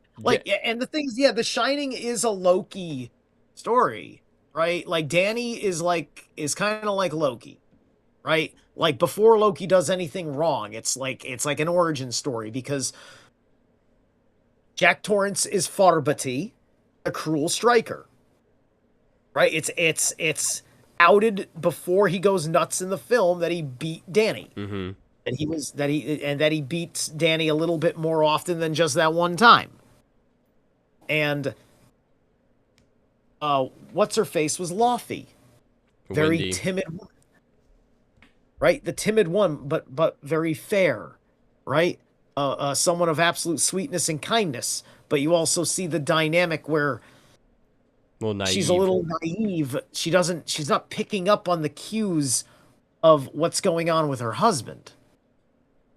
Right? And in the very beginning, denialism of it, thus the counseling. And on their way to the Overlook Hotel, and they're all finally driving there as a family.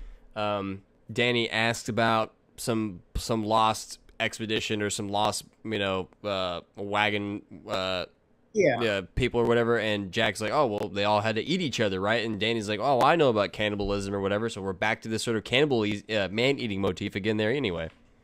Right. Yes, exactly. So, right. And, and the whole backdrop of the incepting of how to turn a man crazy and kill his own family, to turn on your family, to spill their blood.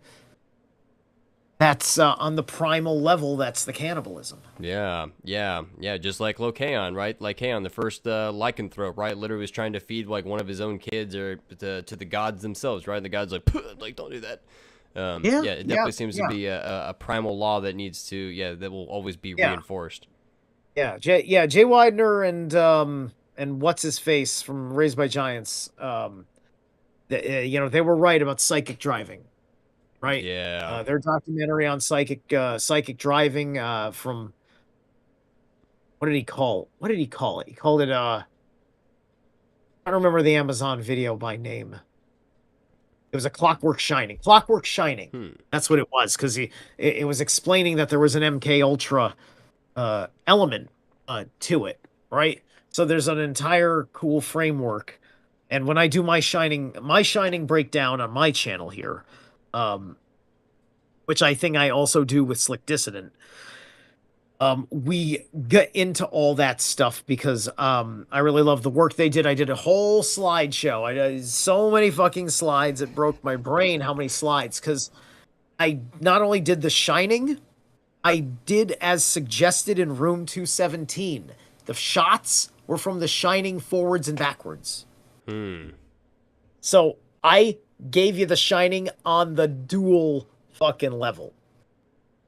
I'm that damn good and schizophrenic.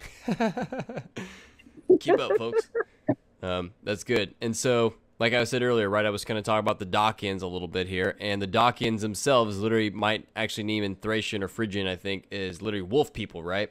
And I don't know, one of these essays here. I don't want to, this is really long, and so there's only like one part I really wanted to touch off here, but it's just and Dacia is where Count Orlok from Nosferatu is from. Exactly. Maybe I won't go into all this, but it's a lot of just this Mannerbund motifs hitting all over again, and the imbibing the wolf and all that sort of stuff. But some people think the Dacians related to the Gittae, and some people think the Gittae, as per Jordanes, who's one of these Gothic historians from this 600s, 700s period. He's writing on the history of the Goths. He also thinks the Gittae are actually the Gutans or the Goths, right? So, lots of warrior band stuff, lots of spear stuff kind of going on. They have the Gittae have a crazy ritual, a crazy martial divination thing where they like take a dude and they're like, all right, you're going to go talk to our god, right? And they throw him and he gets impaled on some spears, and then they're like, all right, now tell the god this, like when you get there, when you're done dying, because they're definitely going to kill him. They just throw dudes onto spears.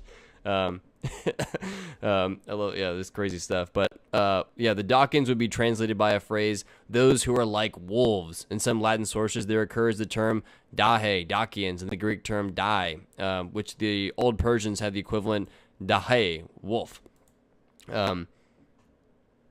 It's just another hypothesis of the Dacians' name from Mircea Eliade's perspective is of warlike ritual origin, a kind of initiating or warrior brotherhood. That's exactly that Mannerbund thing we were talking about at the very beginning here, right?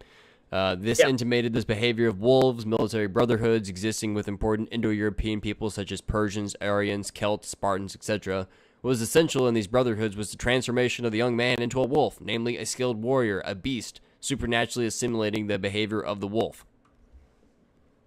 And of course, they're also known for what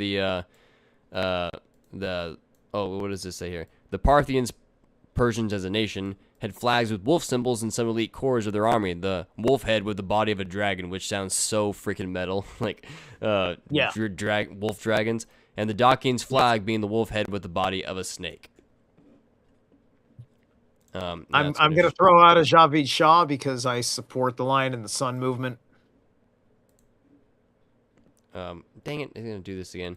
So I just have some of the Dacian flag standards here. And so, yeah, just like Zarelath is saying, is that this is the same area that, once again, we're still hanging around the Black Sea area, right? So remember I was talking about this, earlier, remember Herodotus was telling us about the Neori. Oh, they have these dudes that are like wizards and they become like wolves for a few days. And this is the exact same region that we're talking about here, right? Just where the Getae are as well. So yeah, here's here's Trajan's column, and you got these. They're also wearing Phrygian caps over here too, right? Here they've got one of these Dacian Draco standards here, and here you can kind of see it here. It must have been really freaky looking, I bet. But this standard is also eventually picked up even by like William the Conqueror. So like in this particular tapestry I've got here down below, yeah, this is from the Bayeux Tapestry. This is when William the Conqueror is invading England, and they're even using the Dacian Draco standard here too, right? And that's where people also think that the name Pendragon's may be relating to as well. Yeah. And here I got Nosferatu here with his obviously associated with two wolves here in the course of the movie. So in the Box Saga, there's a relief. One of the videos I do covers it. The relief is a depiction of the original castle for the Hyperboreans, for the Pirouette family, right?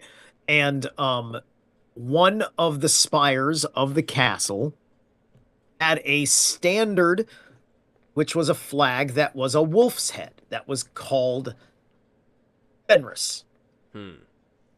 So Fenris goes back to that spire had a purpose. The members of the family that lived under that spire would be the ones that have something to do with Fenris mythos, and thus that kind of werewolf mythos, going all the way back. And I didn't hit the part of the Box Saga, I'm not sure of it yet, that explains why it's a wolf's head that has the name of that, like how that transfers from the Box Saga to Norse mythology, the interconnecting points of the story. So that's a mystery that I'm working on. Yeah, definitely report back when you do. So I've just got some more Thracian Dacian reliefs here. This is like from the 3rd century BC. Thracian horseman with his hound here. And if people will notice here, and I'm going to show it here in a minute too. So yeah, the Thracians are all about this like horse riding god, horse riding deity, right? And people might recognize this thing. This will eventually, let me combine it with this one first. This is a very common motif too. You get the Thracian horseman and a snake in a tree. People know about snakes and trees, don't they, right? And this will eventually be turned into basically St. George slaying the dragon, right? Same motif of him like upholding the spear and slaying like a giant serpent of some sort, right? Where this is more of a hunting motif from the BC. And eventually, but there's tons of these other ones where there's always talking to this, I don't think it's a palm tree. I'm kind of forgetting the name of the tree here, but there's always ones with this like snake in a tree here. Same thing here, right? It's always that same pose. Thracian horseman with his hounds and the snake entwined tree. Here we go. Yeah, so we got the whole thing here. Are those wolves suckling off of the horse? That's what it kind of looks like. Yeah, I didn't kind of notice that earlier, but that's definitely what that looks like. Right. Yeah, very Indo-European. Suckling a horse. Yeah, very interesting. So, kind of bringing it here towards the end, maybe here. I've got a picture of Arcus, And so his mother was turned into a bear, right? And he's where the name supposedly Arcadia comes from, right?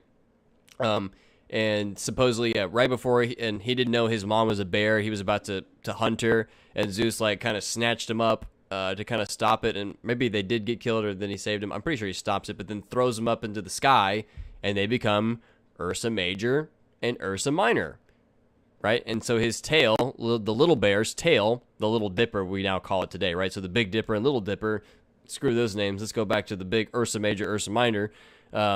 People might know that, when it proceeds around so his tail is called the pole star, and it is what I don't really understand space and how this works, but the pole star, if you do your time lapse, the pole star doesn't move. Like, even though they say they were wobbling around all this stuff or whatever, everything seems to orient around the pole star. It is the one that does not move, right. And that's the very end of his tail. Hence, the symbol. Yeah. No.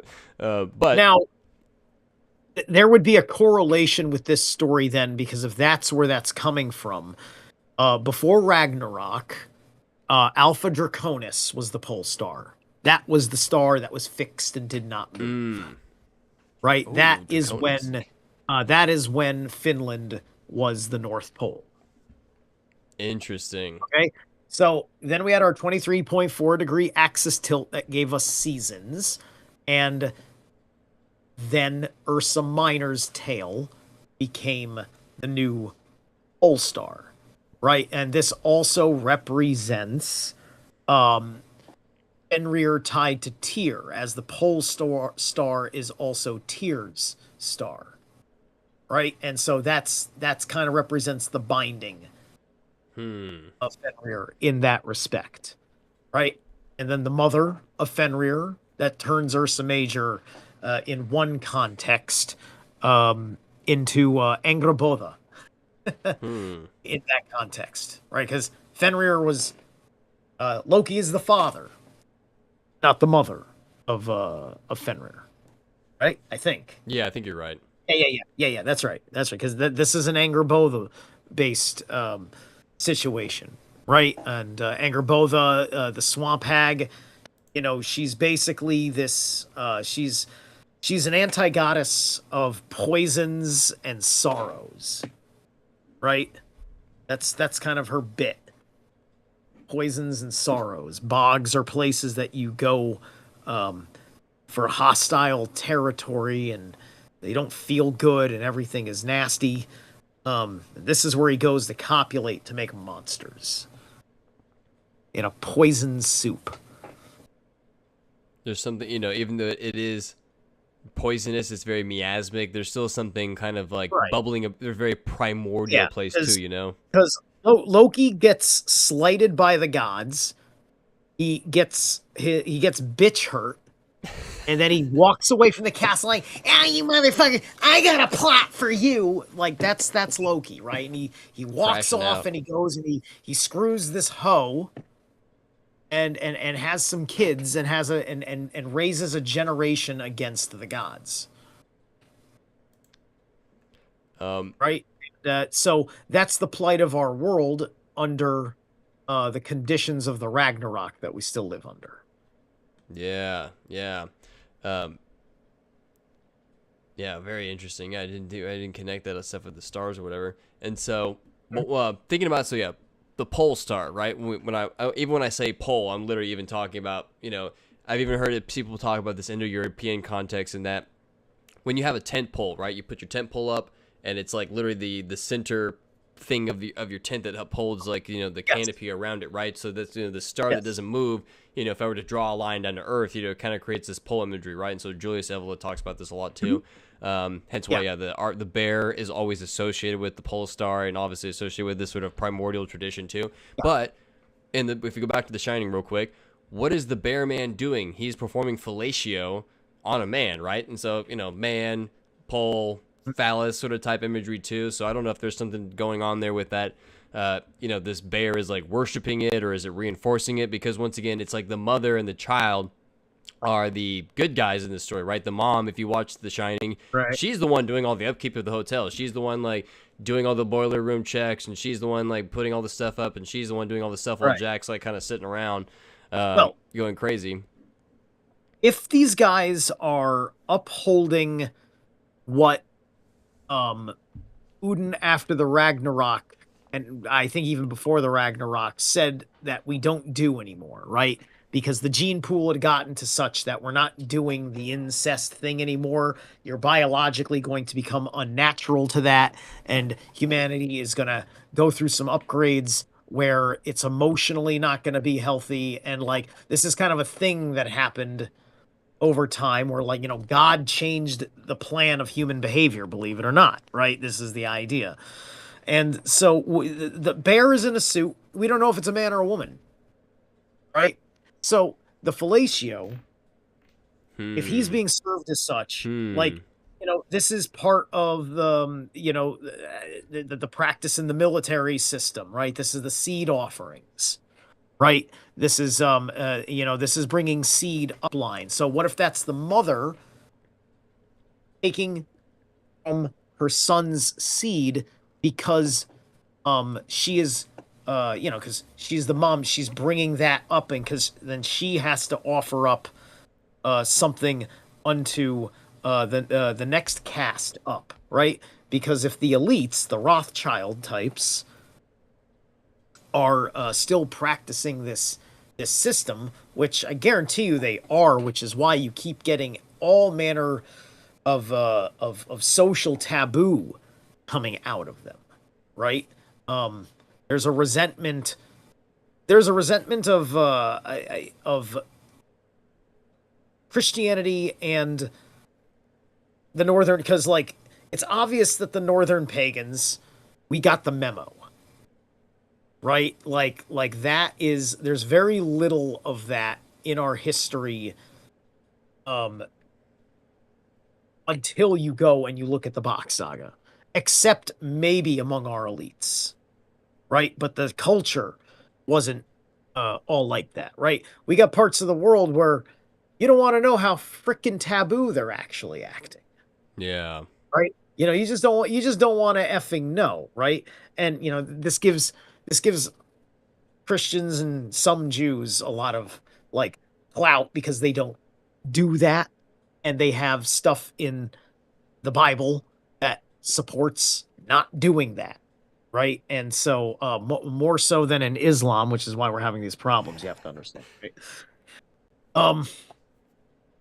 And unfortunately Buddhism too, that was exposed when people looked into why the Dalai Lama acts like that. Right? So you're looking at this ancient tradition that effectively God said, okay, we're done with that project now. Right? That's what's supposed to happen. Woden does that. That goes down to Frey and Freyr, who are the facilitators of the seed offering as the earth gods and fertility gods. And then everybody in the Pirouette family is supposed to get the memo, tell the memo to the rabbis, and then the rabbis tell the 12 fucking kingdoms. But all of that got fucked up in the Ice Age. Yeah, so people kind of want to hold on to the old ways and not let go, or they've got some they're just feeling all butthurt about it, no pun intended. Especially because the old ways of the old money is connected to like feeding the system because you want to keep the titles in the family and stuff, right? Right. And like in the Islamic world, that's why there's so much inbreeding. Right? There's the huge land. I was watching a video that was explaining those are their practices that they're not telling you about. Yeah. They've got the most of that fucking world is a small gene pool. They're not right in the cabeza. They got that Muhammad gene. They unfortunately actually need stewardship. Yep.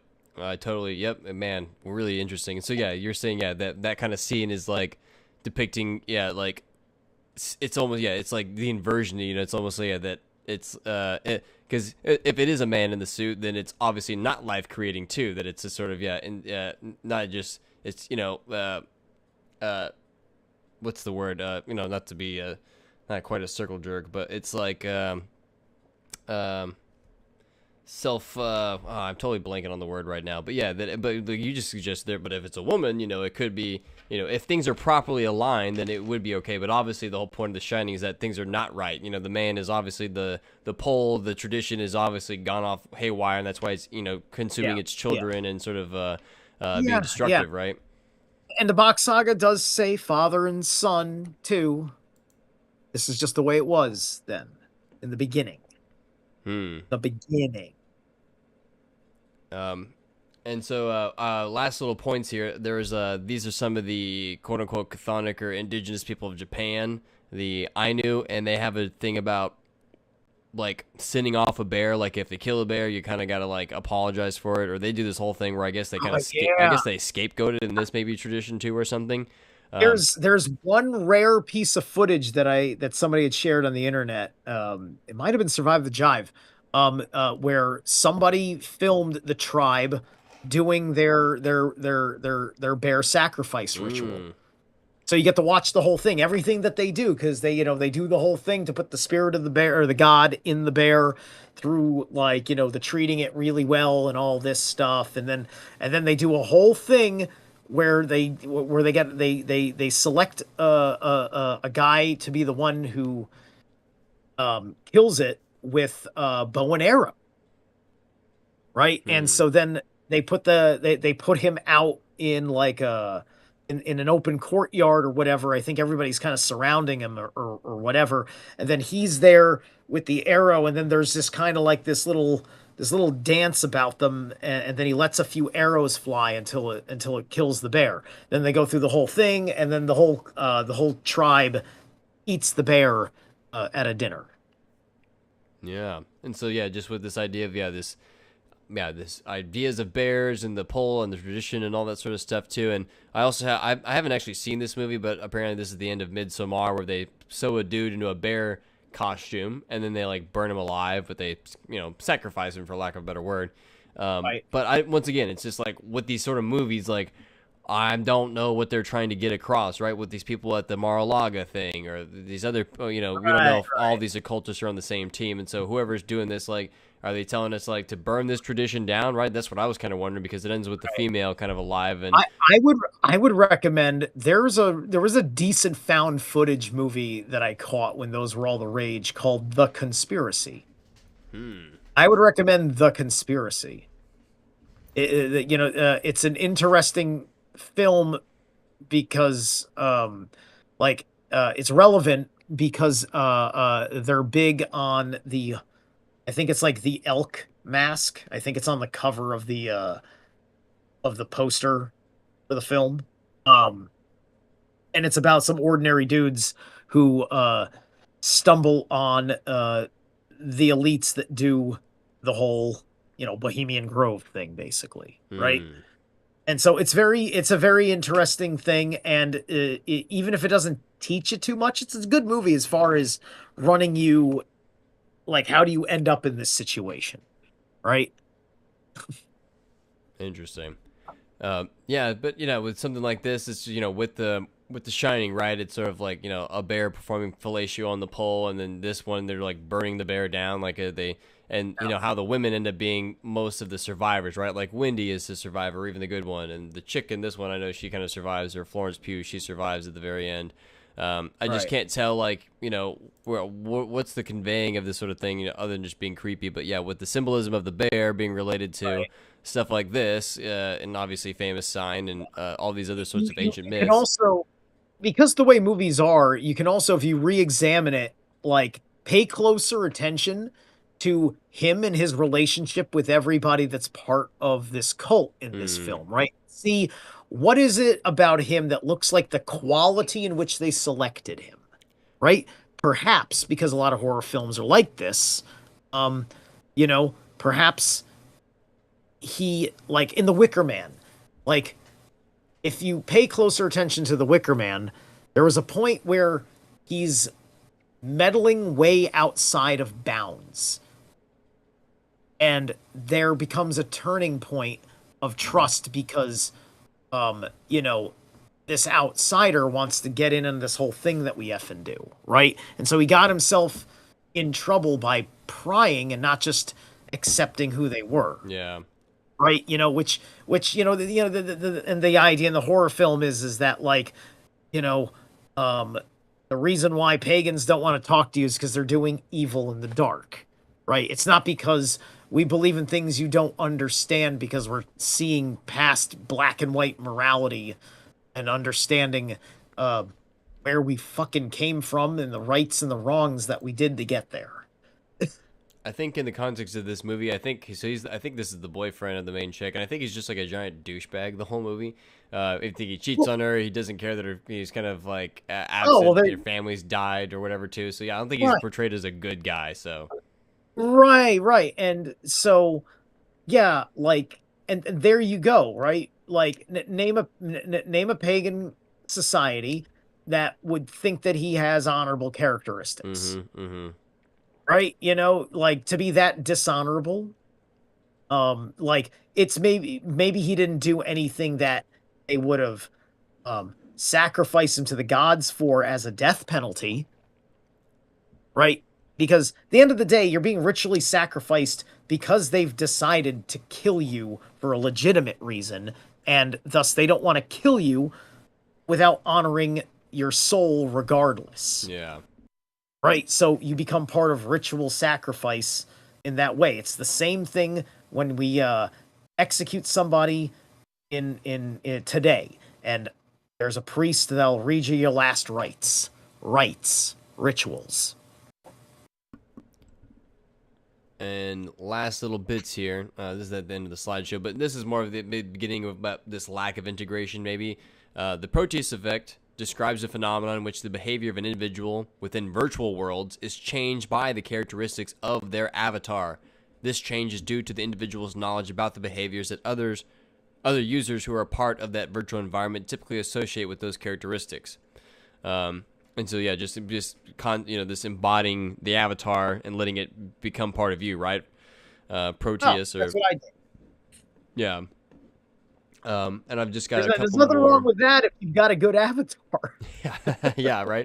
A stable one, and just a couple other, a couple of these like psychological terms here, right? This one was talking about the carnival, which he described as a social institution here. For my Shakespeare people out there, Gargantua and Petrogul, Thomas Nash kind of came up with this. He was someone who talked to him, likened him to a character from this. But to go to the carnival, because you talked about the collectivity. For Bakhtin, carnival, which also means like meat party or something, right? Carne, is associated with collectivity. Those attending a carnival do not merely constitute a crowd, rather the people are seen as a whole, organized in a way that defies socioeconomic and political organization. According to Bakhtin, all who are considered equal during carnival. Here in the town square, a special form of free and familiar contact reigned among people who are usually divided by barriers of caste, property, profession, and age. Kind of like that Lupercalia thing or something too, or some of the what's the old Christmas one? I'm kind of forgetting that they kind of liken it to. Saturnalia. Saturnalia, thank you. Yeah. Because Saturn's a son of a bitch, but if you follow him, he gives you the best rewards. That's the whole bit. At carnival time, the unique sense of time and space causes individuals to feel they're part of the collectivity, at which point they can cease to be themselves. It is at this point, through costume and mask, an individual exchanges bodies and is renewed.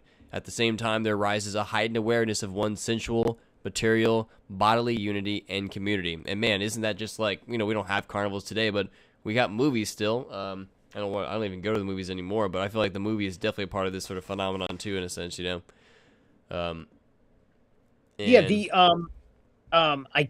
can't remember the exact etymology breakdown, but carnival in the Bach saga has to do with an event that is for the car class, right? And so and I think it had something to do with selection. I don't want to be confusing it with the mate selection process. I don't know if it was that where the maidens come out and they pick the best dude. That might be what it was. But the car class participated in the carnaval. And then it's just remembering what the ne and the vol in root language means to freaking remember that. So there's your homework assignment. Last little two articles, and I pretty much got all my sources today. I thought this one was really interesting about this guy. This is like a whole thing. I'm not going to read any of this really. But he had this concept of like why we look at animals, and like, because, you know, this concept of like, you know, modern man especially is so removed from our natural habitat, or a more natural habitat, and so that's why we have zoos, right? Because yeah, the animal is just a now a foreign thing, right? I can go look at the bear in the zoo, right? I don't, you know, have to be a grizzly man and go get eaten by it or whatever. But this idea of that we are still enamored with the animal world, that, you know, it still takes up so much of our imaginative space, and that there's still something therapeutic about it. And so just going back to the old had to be mask and this participation with the animal natural world, and I also just kind of question, yeah, like what are we losing, you know, and to kind of go full inversion with the Mar-a-Lago thing, right? They're not like wolf warrior dudes kind of like roaming around there and kind of being debaucherous or kind of being crazy. No, like we saw people in dog masks, and they're dressed in like Victorian, the most like restrictive clothing sense we've probably ever Sure. come across, right? Like that's what Eggers and Nosferatu, right? It, like literally her little corset thing is like choking her, and that how much that is sort of a conversation about doing that to females at that sort of time period too. And yeah, it's interesting to think about how that works. And like the thing is, this is like I'm not seeing wild animals at this party, or at least not wild animals of a predatory nature, right? You know, like you know, because you might see like the deer or whatever. Yeah. But you're talking about all manner of animals that man can trust or domesticate, is how they're acting about it, right? And this is that whole it's that whole dynamic of just of having like you've got like either a version of your beast which is completely under control, or you've taken your beast and you've subjugated it, right? It could be one or two ways to look at it, depending on how and who you are, I suppose.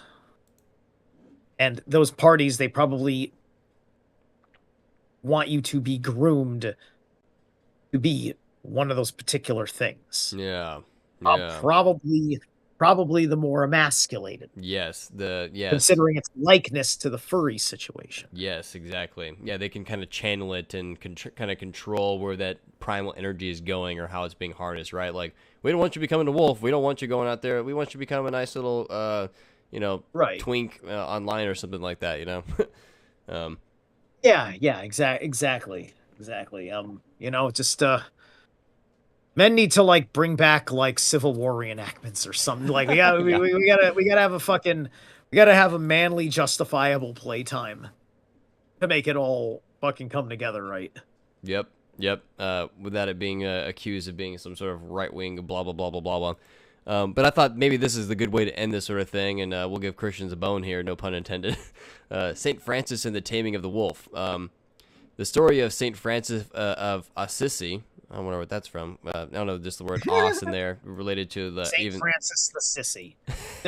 Just remember, the last pope named himself after this guy, if not the Black Pope. Interesting, but I just want even the word "os," ASS, is like the Norse, the singular version of Ossia, right? Sure, yeah. The story of how Saint Francis Assisi tamed the wolf of Gubbio is one of the great legends linked with the life of the saint. Blah blah blah blah blah blah. In this well-known legend, Saint Francis goes to the Italian town of Gubbio, where a fierce wolf has been terrorizing the village and even killing some people, including children. During his visit, Francis goes to meet the wolf. You can find the event, blah blah blah blah. The Little Flowers of Saint Francis, a 14th century collection of stories about Francis and his companions. According to the story, when the wolf sees Saint Francis, he comes charging at the saint with his mouth open, ready to attack. Saint Francis immediately makes the sign of the cross over him and says, "Come here, brother wolf. I command you on behalf of Christ to do me no harm to anyone." As soon as Saint Francis did this, notes Little Flowers, the fearsome wolf closed his mouth and stopped running. At once the command was given, it came meekly as a lamb and threw itself at the feet of Saint Francis, and he cuts a deal with it. Then Saint Francis scolds Brother Wolf for destroying and killing the creatures of God. "The whole town is complaining about you," Francis tells the wolf gently, but I want to make peace between you and the people, and so I promise that I will have food given to you regularly. Brother Wolf, by the people of this town, so that you will no longer suffer hunger. And I want you, Brother Wolf, to promise that you will never harm any person or animal." The wolf showed agreement by simply bowing his head. And so St. Francis asked the people of the town if they will promise to provide food for the wolf regularly. They all say they will. Finally, St. Francis asked the wolf to give a guarantee in front of all the people he would no longer inflict harm upon the people of Gubbio or its animals. Then the wolf, lifting his right paw, placed it in the hand of St. Francis. Because of this action, there was such rejoicing and wonder among the people that they all began to cry to heaven, praising and blessing God who sent Francis to them, who, through his merits, had freed them from the jaws of the cruel beast. Afterwards, the same wolf lived in Gubbio for 2 years, and he tamely entered the house, going from door to door, without harming anyone, without any being done to him, and he was kindly fed by the people. Finally, after 2 years, Brother Wolf died of old age, at which the citizens grieved very much. But this idea of that, trying to not just like kill the beast and not just putting it in a cage, but trying to come to some sort of common ground, because if we, we are at some point, we have hair, we have blood, we have thirst, we have all that stuff. We are like animals in so many senses, and so ignoring it or not properly integrating it, as we've sort of been discussing over and over, and not recognizing where it goes wrong is going to be ultimately bad for us. And so, how do we deal with the wolf? It seems so strange to me that nobody just tried to kill it before he showed up, right? I mean, because how fast could he have shown up, and how hard is it to kill this was a lone wolf, no pack? There's no fun in that story. It sounds more like this might have been an allegory for a feral man. This may have been an exiled Ulfenar, right? Yeah. Or just, because Rome is founded by a bunch of, not only founded by suckling wolf men, but is specifically home into, like, apparently it said, like, we'll accept outlaws, we'll accept vagabonds, we'll accept brigands and all that sort of stuff too, right? So maybe it's just like we have all these outcasts in society. We've got people with sexual kinks, we've got people with anger issues, we've got people with, take your pick of like what all these natural things mean. But like, hey, like, you stop hurting us, and we'll try to figure out how to help you, right? Like that's how it's supposed to go. And what I know for sure is that a lot of these kinds of figures, like Saint Francis, whether it had something to do with something the church gave them, or whether it was really just within them, which is kind of the idea where the church will deem someone a saint, right? It's he had a gift because he was a patron saint of animals,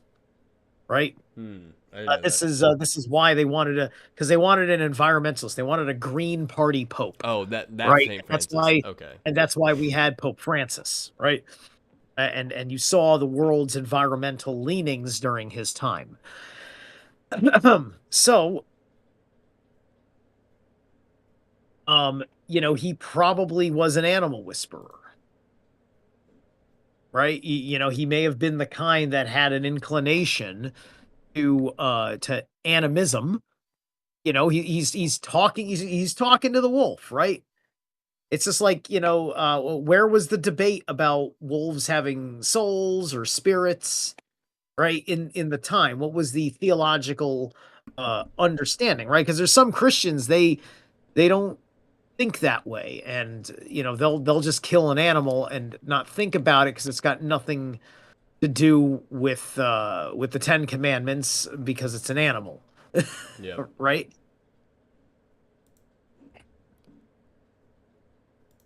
Well, I think that is pretty much everything I had lined up, and so thank you so much for riding shotgun and providing all that excellent commentary and sort of background information. I thought that was a perfect little footnotes and addendums throughout that whole thing too. Because great experience being able to kind of like pair up your personal experience with all that sort of stuff, and also just dropping some of them deep esoteric lore stuff as well.